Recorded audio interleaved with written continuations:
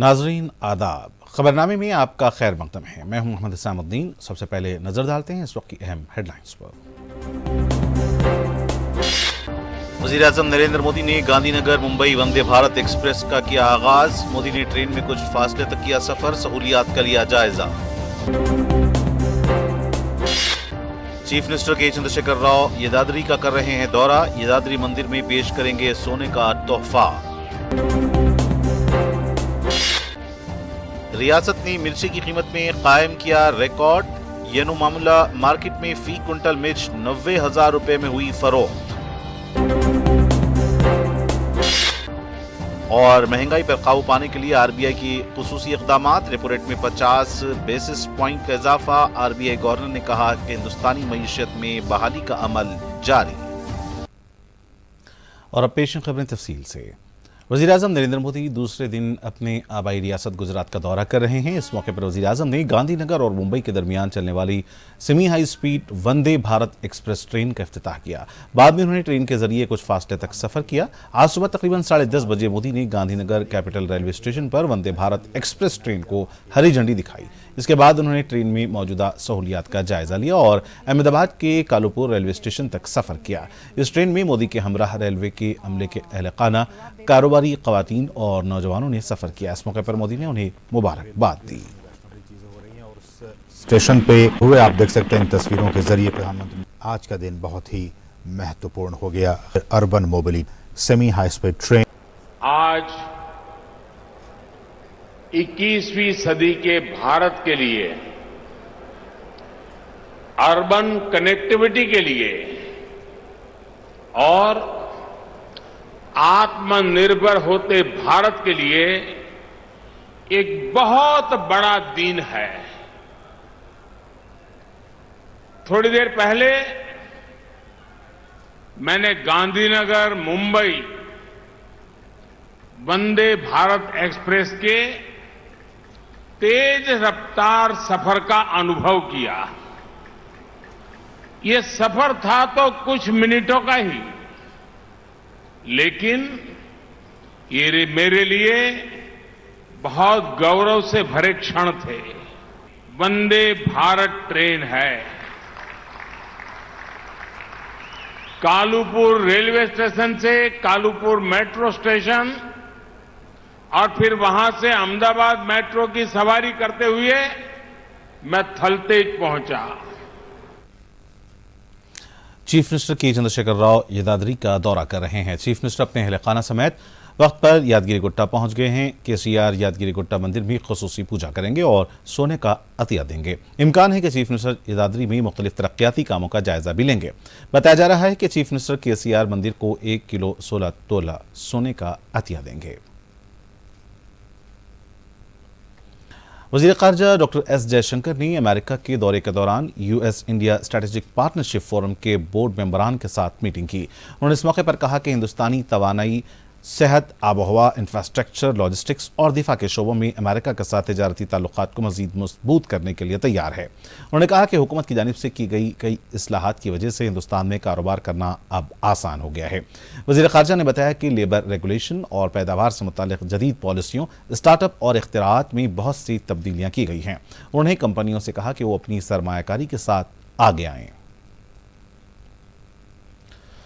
रूस ने सरकारी तौर पर ऐलान किया है कि वो रेफरेंडम के जरिए यूक्रेन के 4 इलाकों को जम कर रहा है। आज रूसी हुकूमत के सरकारी नुमाइंदे ने ऐलान किया कि सदर व्लादिमीर पुतिन क्रेमलिन में इस मकसद के लिए मुनक्किद किए जाने वाले प्रोग्राम में शिरकत करेंगे और मुतल्लिक़ा इलाकों के हुक्मरान मुतल्लिक़ा माहिदात पर दस्तखत करेंगे। अगरचे यूक्रेन समेत मुख्तलिफ ममालिक में रेफरेंडम पर एतराज़ात हैं, लेकिन इंतजामात खुश असलूबी से जारी हैं।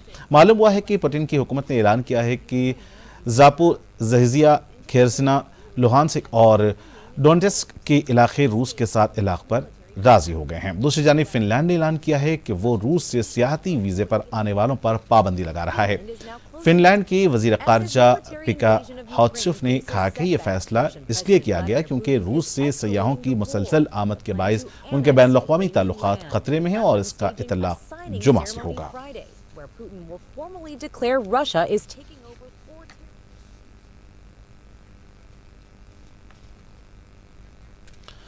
कांग्रेस में सदारती ओहदे को लेकर तजस्सुस बरकरार है। ऐसा लगता है कि पार्टी के सीनियर लीडर मल्लिकार्जुन खड़गे कांग्रेस के कौमी सदारती इंतखाब में हिस्सा लेंगे। पार्टी ज़राए के मुताबिक जहां शशि थरूर और दिग्विजय सिंह सदारती दौड़ में मुकाबला करने के लिए तैयार हैं, वहीं दूसरी तरफ खड़गे का नाम भी सामने आ रहा है। कांग्रेस सदर के ओहदे के लिए मल्लिकार्जुन खड़गे के इंतखाब लड़ने की खबरें सामने आने के बाद दिग्विजय सिंह के मुकाबले से बाहर होने का इम्कान है, क्योंकि आज कांग्रेस के सदारती इंतखाबात के लिए नामजदगी दाखिल करने की आखिरी तारीख है।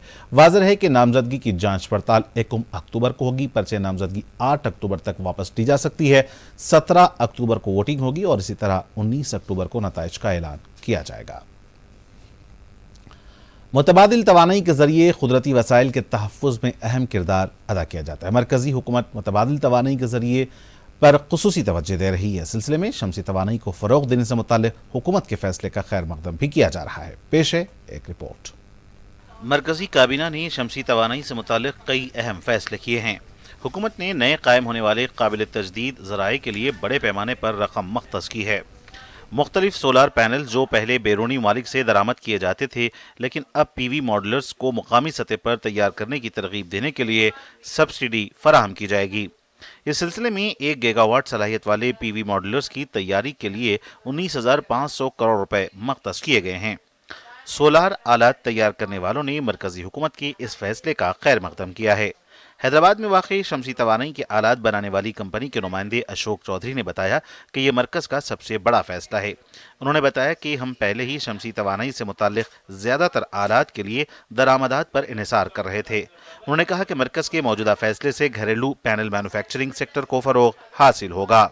शमसी आलात के माहिर GS मूर्ति का कहना है कि गुज़िश्ता 10 सालों में शमसी तवानाई की मांग में इजाफा हुआ है। ताहम उन्होंने कहा कि अब तक मुल्क आलात की दरामद पर इन्हिसार करता था, लेकिन अब मरकजी हुकूमत के फैसले की वजह से मुकामी सतह पर पैनल तैयार किए जा सकते हैं। With this, if this project is fully implemented, we can expect about 10 lakh employment facilities for all the youth of the country. And currently the total generation capacity is 15 gigawatts. With this implementation, it can be scaled up to 74,000 gigawatts. मजमूई तौर पर मरकज के फैसले से घरेलू शमसी तवानाई और काबिल तजदीद बिजली के लिए अच्छे दिन आने वाले हैं। Bureau report, Doordarshan news. Reserve bank of India ने बढ़ती हुई महंगाई को रोकने के लिए एक बार फिर अहम शरह सूद में इजाफा किया है। इसके साथ ही रेपो रेट 0.50 से 5.90% तक बढ़ गया है। इस सिलसिले में RBI के गवर्नर शक्तिकांत दास ने आज जारी माह की 28-29 को मॉनेटरी पॉलिसी कमेटी की मीटिंग में लिए गए फैसलों का इंकशाफ किया। RBI के फैसले के साथ ही रेपो रेट में 4 माह के अंदर 1.90% का इजाफा हुआ। इसकी वजह से बैंक भी शरह सूद में इजाफा करेंगे। RBI ने कहा कि महंगाई पर काबू पाने के लिए ये कदम उठाए जा रहे हैं। RBI का कहना है कि कर्ज की वसूली को मुतासिर किए बगैर महंगाई को रोकने के लिए शरह सूद बढ़ाने की जरूरत है। इस मौके पर RBI के गवर्नर शक्तिकांत दास ने कहा कि आलमी मईशत में उथल पुथल के बावजूद हिंदुस्तानी मईशत की बहाली जारी है। वरंगल के यनुमा बाजार में मिर्च की कीमत में रिकॉर्ड इजाफा देखा गया है। मार्केट की तारीख में पहली बार 1 क्विंटल मिर्च की कीमत 90,000 रुपए तक पहुंच गई है। यह कीमत देसी मिर्ची की मांग में इजाफे की वजह से रिकॉर्ड की गई है। हनमकुंडा जिले के परकाला मंडल के अशोक नामी किसान को 90,000 रुपए की रिकॉर्ड कीमत हासिल हुई है। मार्केट हुकाम का कहना है कि मिर्ची पर यह कीमत ऑफ सीजन की वजह से मिली है। 2 हफ्ते कबल इसी काली मिर्च की कीमत 65,000 रुपये थी। बैनुल-अक़वामी सतह पर इस किस्म की काली मिर्च की अच्छी मांग है। ज़्यादातर ये अचार में इस्तेमाल की जाती है। गुज़िश्ता साल मिर्ची की फसल को बेमौसम बारिश से नुकसान पहुंचा था। नीज़ कीड़ों की वजह से पैदावार में ज़बरदस्त कमी वाक़ हुई है, जिसकी वजह से काली मिर्च की सप्लाई कम और कीमत बढ़ रही है। और नाज़रीन, खबरनामे में फिलहाल इतना ही। मुझे दें इजाज़त, लेकिन चलते चलते डालते हैं सुर्खियों पर एक और नज़र। अब आप दूरदर्शन यादगिरी की खबरें सोशल मीडिया पर भी देख सकते हैं। यूट्यूब पर DD न्यूज़ तेलंगाना, ट्विटर पर DD न्यूज़ तेलंगाना @DD यादगिरी न्यूज़ और फेसबुक पर DD न्यूज़ तेलंगाना का मुशाहिदा किया जा सकता है। वज़ीर-ए-आज़म नरेंद्र मोदी ने गांधीनगर मुंबई वंदे भारत एक्सप्रेस का किया आगाज। मोदी ने ट्रेन में कुछ फासले तक किया सफर, सहूलियात का लिया जायजा।